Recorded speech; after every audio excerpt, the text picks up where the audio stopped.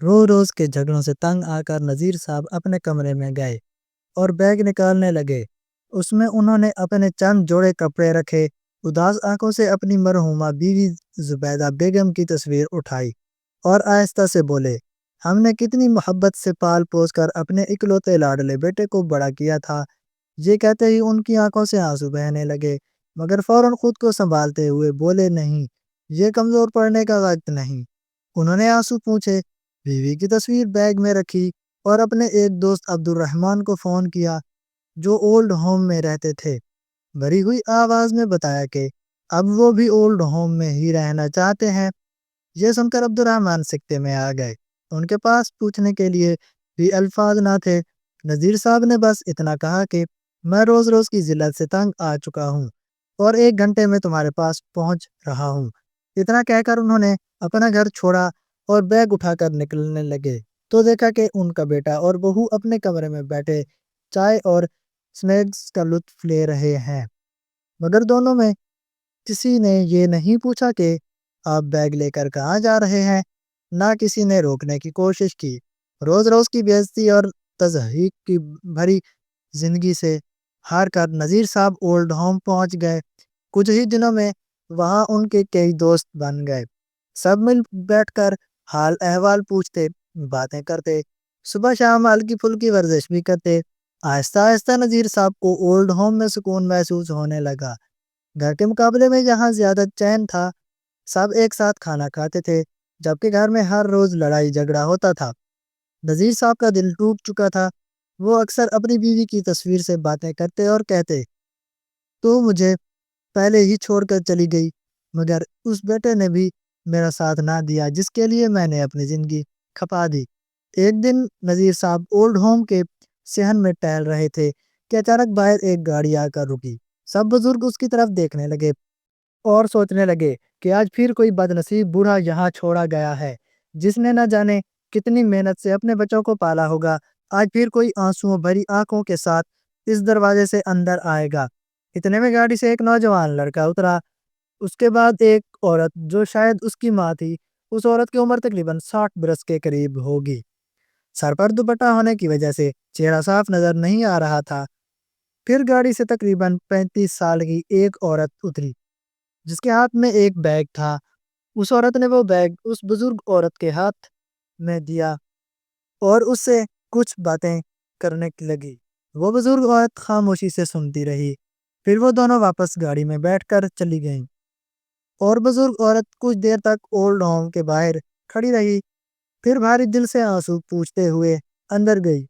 نذیر صاحب کی طرف دیکھتے ہی اس عورت نے فوراً اپنے دوپٹے سے چہرہ چھپا لیا اور بغیر کچھ کہے خواتین کے حصے کی طرف چلی گئی۔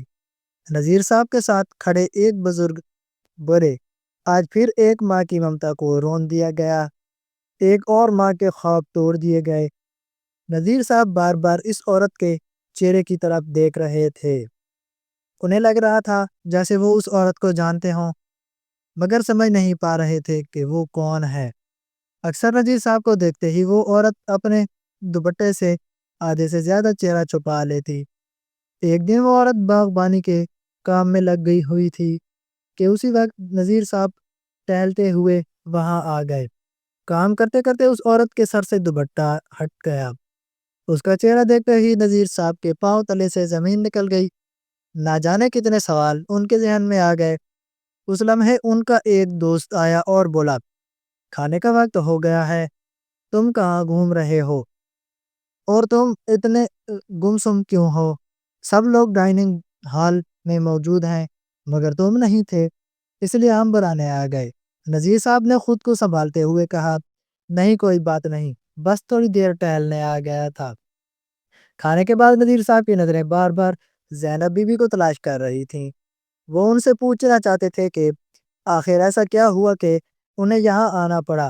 ان کا تو بھرا پورا خاندان تھا اور وہ ہمیشہ کہتی تھیں کہ وہ اپنے بیٹے بہو کے ساتھ بہت خوش ہیں، پھر آج ایسا کیا ہو گیا؟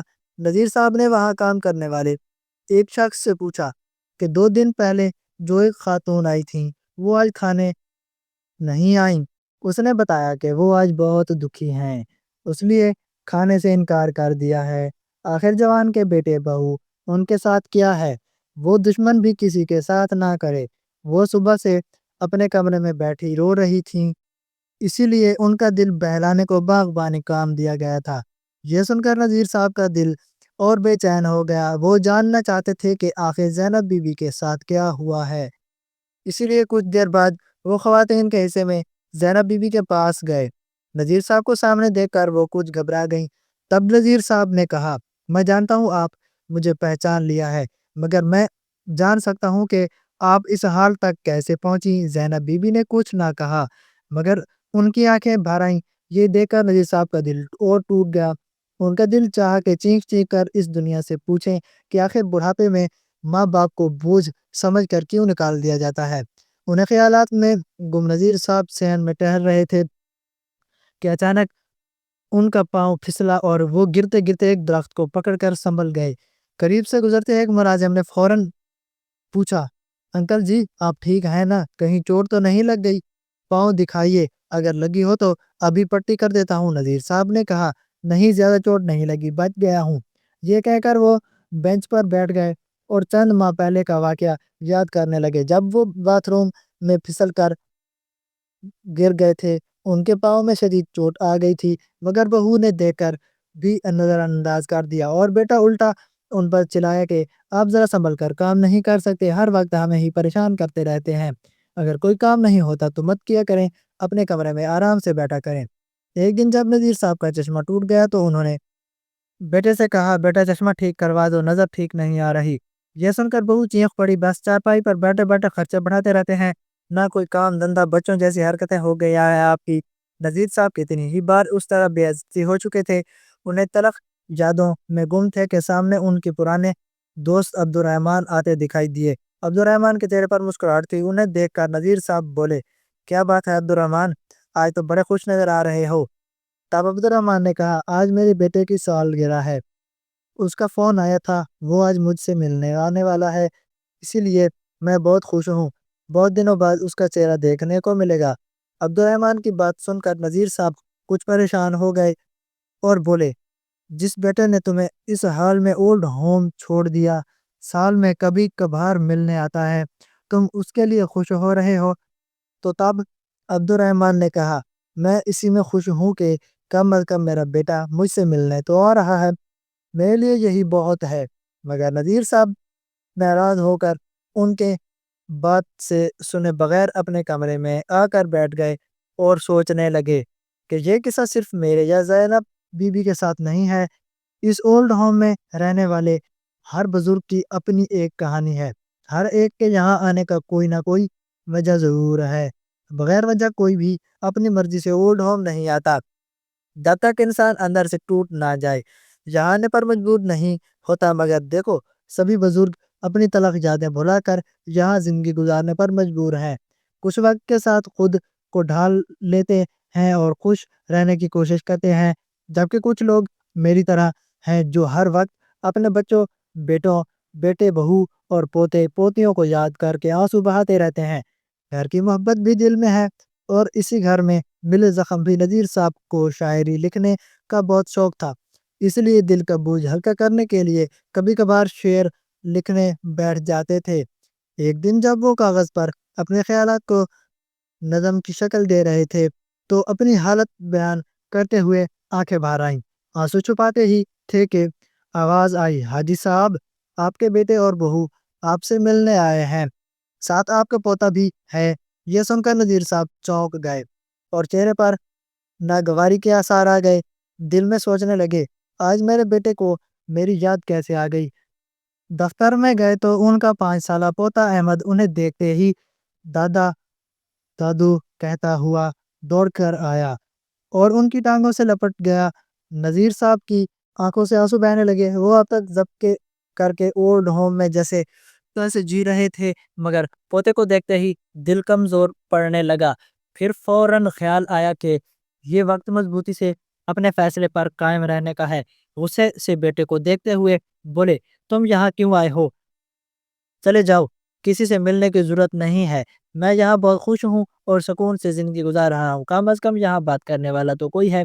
تب بیٹے نے کہا، ابو اصل میں آج احمد کی سالگرہ ہے، ہم نے گھر میں پارٹی رکھی ہے، احمد کی خواہش ہے کہ آپ بھی اس کی سالگرہ میں شامل ہوں، آپ آئیں تو بہت خوشی ہوگی۔ نذیر صاحب بولے، میں وہ گھر چھوڑ چکا ہوں اور اب واپس نہیں جانا چاہتا۔ بیٹے نے کہا، ابو سب رشتہ دار آ رہے ہیں، پڑوسی بھی ہیں ہوں گے، سب پوچھیں گے آپ کہاں ہیں تو ہم کیا جواب دیں گے؟ اس پر نذیر صاحب بولتے، تو بات یہ ہے تم مجھے بیٹے کی خوشی کے لیے نہیں بلکہ اپنی عزت بچانے کے لیے لینے آئے ہو، ابھی کے ابھی چلے جاؤ، میں نہیں جاؤں گا، ضرورت پڑی تو یاد آیا، ورنہ مہینوں سے ایک فون تک نہیں کیا، نہ پوچھا میں زندہ ہوں یا مر گیا، آج کام پڑا تو ہاتھ جوڑ کر آ گئے، یہی اولڈ ہوم اب میرا گھر ہے۔ یہ کہہ کر اولڈ ہوم کمرے کی طرف جانے لگے۔ تب بیٹا اور بہو آپس میں سوچنے لگے کہ ایسے بات نہیں بنے گی، کچھ تو کرنا پڑے گا۔ دونوں روتی ہوئی صورت بنا کر نذیر صاحب کے پاس آئے اور منت کرنے لگے، ابو معاف کر دیں، پوتے کی سالگرہ ہے، کیا آپ اس خوشی کی میں شامل نہیں ہونا چاہتے؟ اتنا سن کر نذیر صاحب کا دل پگھلنے لگا۔ تب احمد بولا، چلیں نہ دادو، بہت مزہ کریں گے۔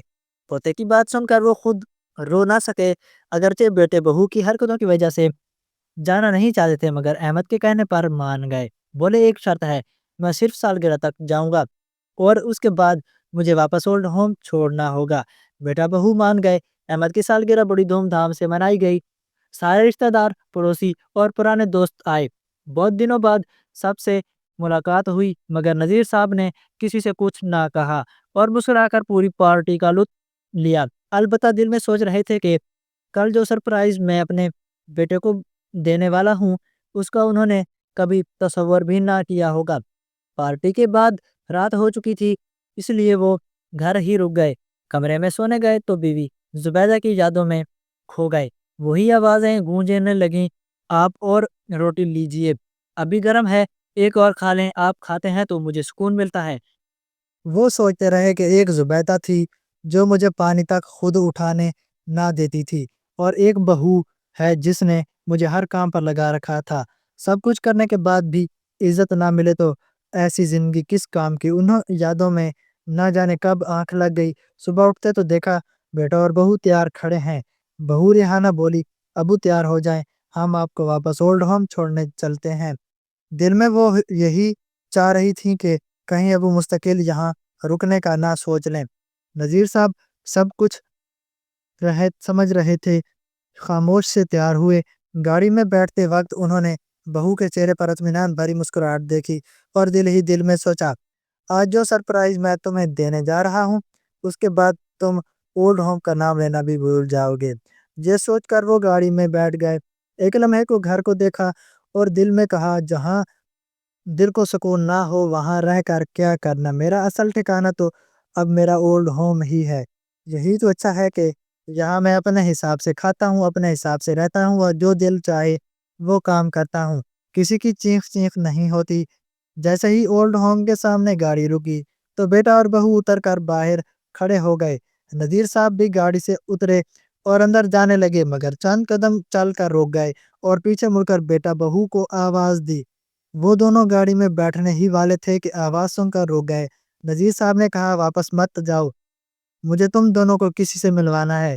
بیٹا بہو ان کے پیچھے پیچھے چل پڑے۔ صحن میں پہنچ کر نذیر صاحب نے وہاں کام کرنے والے شخص سے کہا، زینب بیوی کو بلاؤ۔ جیسے ہی زینب بیوی باہر آئیں، نذیر صاحب کا بیٹا نہیں دیکھ کر سکتے میں آ گیا اور بہو ریحانہ تو جیسے پتھر کی ہو گئی، اس کی حیرت کی کوئی حد نہ رہی۔ وہ دوڑ کر زینب بیوی سے لپٹ گئی اور پھوٹ پھوٹ کر رونے لگی اور بولی، امی آپ یہاں کیا کر رہی ہیں؟ آپ یہاں کب آئیں؟ آپ نے مجھے بتایا بھی نہیں۔ مگر زینب بیوی خاموش رہیں۔ پھر ریحانہ بولی، مجھے تو یہی لگتا ہے کہ آپ بھائی بھابھی کے ساتھ خوش سے رہ رہی ہیں، کل ہی بھابھی سے بات ہوئی تھی، انہوں نے بھی نہیں بتایا کہ آپ اولڈ ہوم میں ہیں۔ میں کتنے دنوں سے کہہ رہی تھی کہ امی سے بات کروا دو، تو انہوں نے کہا کہ آپ ابھی کہیں گئی ہوئی ہیں، اس لیے بات نہیں ہو سکتی۔ میں مان بھی گئی، مگر مجھے کیا پتا تھا کہ اس ظالم عورت نے آپ کو اولڈ ہوم میں چھوڑ دیا ہے۔ بیٹی کی بات سن کر زینب بیوی پھوک پھوک کر رونے لگیں اور بولی، بیٹی وہ جھوٹ بول رہے تھے، 1 مہینہ پہلے ہی مجھے یہاں چھوڑے گئے تھے۔ ریحانہ بولی، امی آپ مجھے فون تو کر سکتی تھیں، میں فوراً آ جاتی۔ زینب بیوی بولی میں فون کر کے کیا کہتی، جس دن میں یہاں آئی اسی دن میں نے تمہارے سسر کو بھی یہاں دیکھا، تب سمجھ گئی کہ میرے بیٹے بہو اور تم میں کوئی فرق نہیں، پھر میں تمہیں کیا بتاتی۔ یہ کہہ کر انہوں نے ریحانہ کو خود سے الگ کر دیا اور بولی تم میری بیٹی کہلانے کے لائق نہیں، اگر میرے بیٹے بہو نے مجھے گھر سے نکالا ہے تو میری بیٹی نے بھی اپنے سسر کو نکالا ہے، دونوں ہی اولادیں نکمی نکلی، مجھے تو اب تمہاری ماں کو کہلانے پر بھی شرم آ رہی ہے۔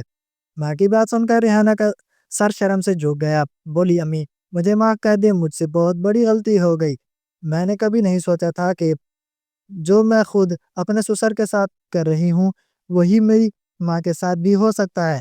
زینب بی بی بولی تمہاری غلطی معافی کے قابل نہیں، پھر بھی اگر معافی مانگنی ہے تو مجھ سے نہیں اپنے سسر سے مانگو۔ یہ سن کر ریحانہ شرمندہ ہو کر نذیر صاحب کی طرف مڑی اور ان کے قدموں میں گر گئی اور بولی مجھے معاف کر دیں۔ ادھر روحان نے بھی ہاتھ جوڑ کر کہا آپ دونوں گھر چلیں اور ہمیں خدمت کا موقع دیں، مگر نذیر صاحب اور زینب بی بی دونوں نے صاف انکار کر دیا اور کہا ہمیں اب بیٹے بہو یا بیٹی کے پاس نہیں رہنا، ہم اولڈ ہوم میں ہی خوش ہیں۔ دونوں نے بہت منتیں کی مگر جواب ایک ہی تھا کہ ایک بار دھوکہ کھا چکے ہیں، اب اس عمر میں اتنی ہمت نہیں کہ بار بار اولاد کے دیے ہوئے زخم برداشت کریں۔ یہ کہہ کر نذیر صاحب اور زینب بی بی اپنے کمروں میں چلے گئے۔ ریحان اور روحان اداس دل کے ساتھ گھر واپس آ گئے۔ گھر پہنچ کر انہوں نے دیکھا کہ نذیر صاحب کے کمرے میں بستر پر ایک کاغذ پڑا ہے، شاید جیب سے گر گیا تھا۔ روحان نے کھول کر دیکھا تو اس پر ایک نظم لکھی تھی، کیا کسی نے دیکھا ہے موت سے پہلے بھی موت آئی ہے؟ ہاں میں نے دیکھی ہے، جب زندگی آخری موڑ پر آ جاتی ہے تو جسم ساتھ چھوڑ دیتا ہے، بس سانس چلتی رہتی ہے۔ ہاں میں نے دیکھی ہے، موت سے پہلے بھی موت آئی ہے۔ یہ پڑھ کر روحان کا دل ٹوٹ گیا اور ادھر ریحانہ ابھی تک اپنی ماں کی حالت کے صدمے سے نہیں نکل پائی تھی۔ اب دونوں کے پاس پچھتاوے کے سوا کچھ نہ تھا۔ کیا کسی نے سچ کہا ہے کہ اولاد کا وجود ماں باپ سے اور ماں باپ اولڈ ہوم میں اولاد کی وجہ سے؟ دوستو اللہ حافظ۔